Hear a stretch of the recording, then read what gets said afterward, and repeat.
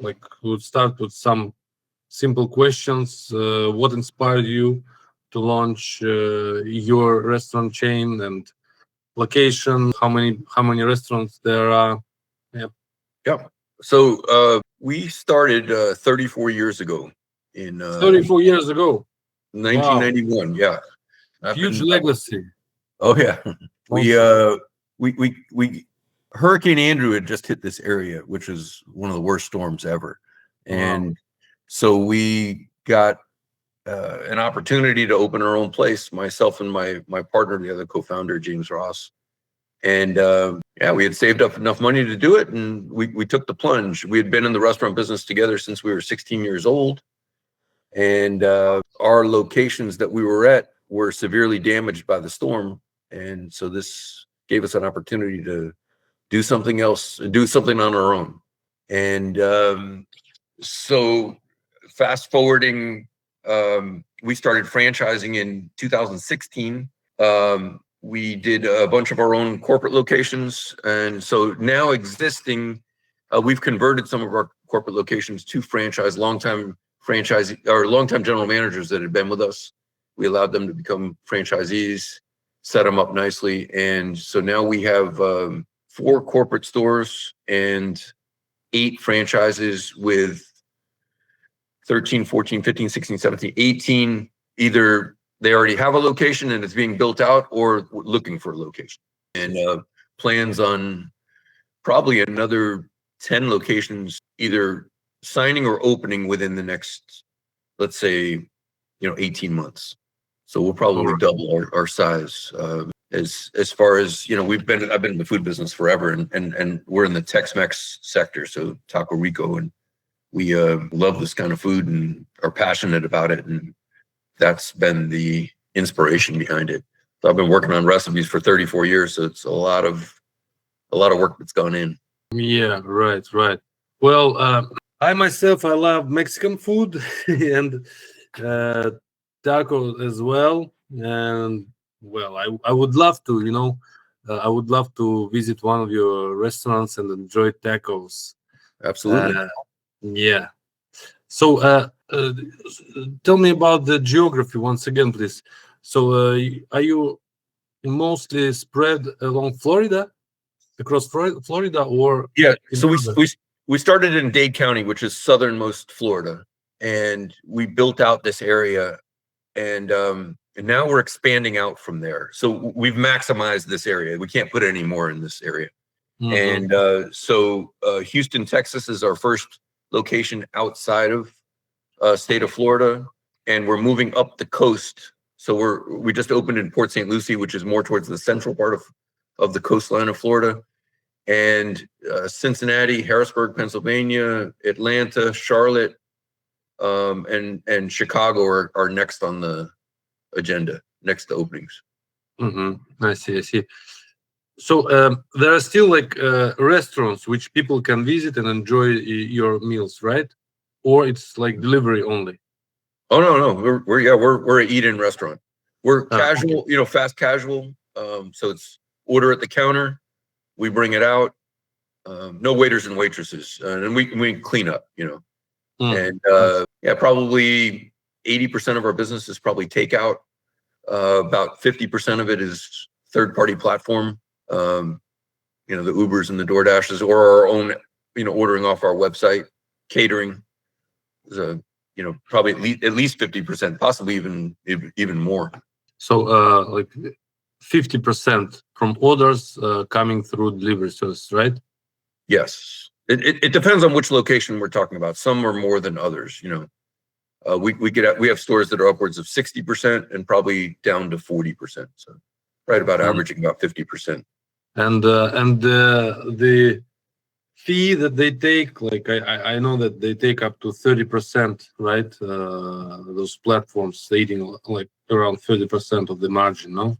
They can be for some. I mean, as you get larger as an organization, you become more valuable to them, more of a valuable partner to them, and they're willing to negotiate their rates down. And all in, there's 2 parts of it, because there's the marketing side of it and there's the commission part of it. So then the commission part of it, we probably are in the between all of them, probably between 16 to 18% would be the balanced out commission, because we charge slightly more for online orders. So when you blend all that together, it's probably someplace between 15 to 18%, something like that. And then the marketing side of it is obviously you've got to market with them, and through our relationships, that's helpful. So you could be paying up to 30% if you count in the marketing side of it. I think we're probably lower than that because we get co-funded, promotions and stuff like that help. So they'll Uber, for instance, puts in part of the cost of like a typical BOGO that's going on, a buy one get one, and they'll pay for 25% of the cost of that, which covers our food cost, which then lowers the actual cost of doing business with us. And so the better relationships you have with them, the lower the cost. But yeah, back to commissions at 16 to 18% blended, something like that. I see. And so I checked your website and I couldn't find any links to mobile apps which I could download. I mean, do you have any mobile apps, or is there any loyalty program? Absolutely. Okay. I mean, if you go to the app store and put in Taco Rico, we should come right up. I see. Yeah. Well, yeah. So yeah, we have a mobile app, and we have that you can order off the website. Normally when you visit the website, there is like somewhere below on the footer there are like links to iOS or App Store and Play Market where you can click and download the app. All right. Yeah, no, that's a good point. Fast track. Oh yeah, no, right up at the top. You just click on the thing there. There it is to download the app. I'm on I don't know if you can see that right there, that red button. That takes you to download the app. Yeah, it's on the website, right? Yeah, it's right on the website. Yeah, I guess. Yeah, when you browse from your mobile, then it appears. Okay, good. Yep. But so people can order via mobile app that you have, right? Yes. And or they could just go directly on their phone to the website too. They can do either way. Yeah, it means that you collect the data, right, of your customers. I mean, you. My question is, I'm heading towards how you work with the data. Are you able to control the retention? Are you able to control when clients started to make order and then suddenly fell off? That's what I'm interested in. Yeah. So if they're, I believe they have to give their email address, and on another loyalty program, we have their phone number where they collect points within the store. So there's a couple different ways of gaining that information. So on the mobile app, we have their email address, and that is collected. We so far to date, we haven't done anything with that. But at a future point, we probably will use that in a marketing fashion. Okay, yeah, we'll talk about the loyalty program as well right away. I have some more questions regarding the challenges, so operational challenges. So having so many locations active today, what's the most operationally challenging at the scale for you? The challenges change. For instance, right when now, when tariffs rise up, then it changed the whole day. Yeah, if you'd have asked me 2 months ago what the challenges are, they're different from today. So today, it's beef is so steak is the challenge. It's actually hard to find steak right now, and hard to find it at a good price that fits with our menu. And so that's today's challenge. Right this second, labor for the most part is pretty consistent, pretty good. We don't have any labor shortages. The cost of labor is much higher, especially after COVID. Yeah, it continues to rise, but we see in the near future the headwinds are coming where labor is going to become more difficult.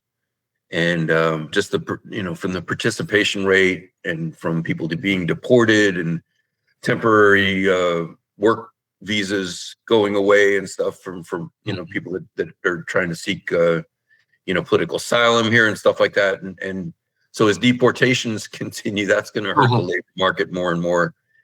And so that's what keeps me up at night, but it hasn't happened yet. If that. So those are probably my my two biggest challenges. And if you go a little bit further, from the steak issue. So now how do we balance that without just raising prices? Because we're a value play, and people come to the store because they can get an inexpensive meal cooked really well for a good price. And if steak just went up by $2 a pound, what do I do here? And so that's our challenge. Yeah, thanks for sharing. And when it comes to the customers and their satisfaction, what are the top reasons they leave negative feedback or don't return? We have pretty good ratings, and that's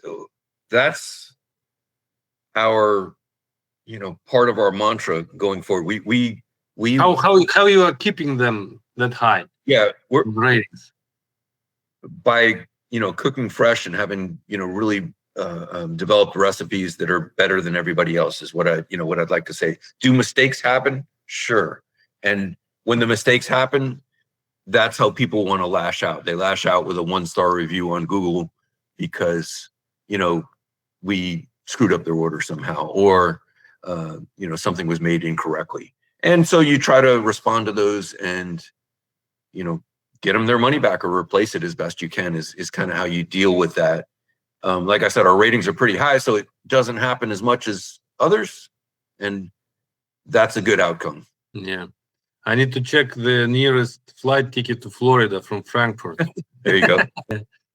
Do you experience bottlenecks during high volume times? Normally, so what I've heard is morning hours are very busy. We're a lunchtime place and a dinner time place.